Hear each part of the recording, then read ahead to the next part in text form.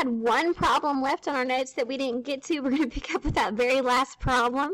You might want to work through this, pause the video, see if you can do it on your own, and then turn it back on and we'll do it together. So I'm going to start by just talking about what these change. So inside my function, I see I have x minus 3. That means that changes x as it's inside your function. Outside my function, those things change the y values.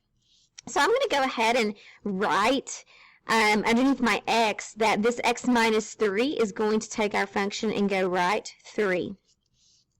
Now let's go back and talk about these two transformations. You can see this 1/2 is being multiplied, and this plus 1 is going to add to your y's, so you're going to follow order of operations. You are going to multiply y by 1/2 first before you add 1. And I wrote those in parentheses. Those are not the descriptions. That's what you do algebraically. And so, if you're multiplying y's, that's vertical. If you multiply numbers by 1/2, do they stretch or compress? They get bigger or smaller? Well, they compress. So vertical compression by 1/2. And then we're simply going to go up 1. So I'm going to go back to my parent function. Let's start with 0, 0.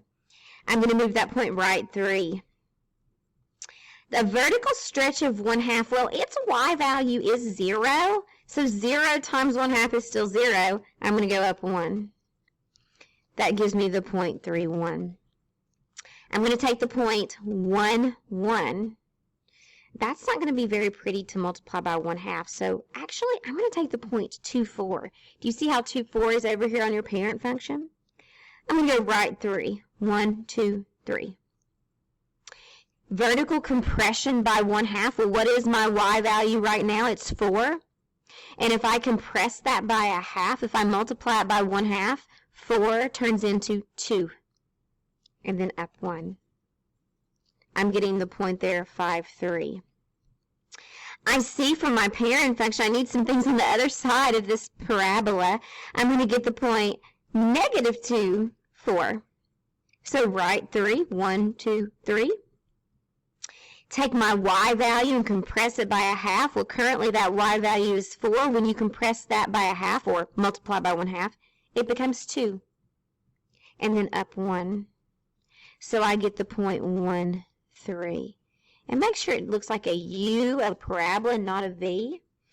And I'm going to double check. Has it been moved right when I compare it to the parent? Does it look like it was vertically compressed? That's this way. And has it gone up 1? Last, let's go ahead and write this in function notation. So I'm taking f and I'm going right. I'm multiplying it by 1/2 and going up 1. And that's the end of our set 3 videos.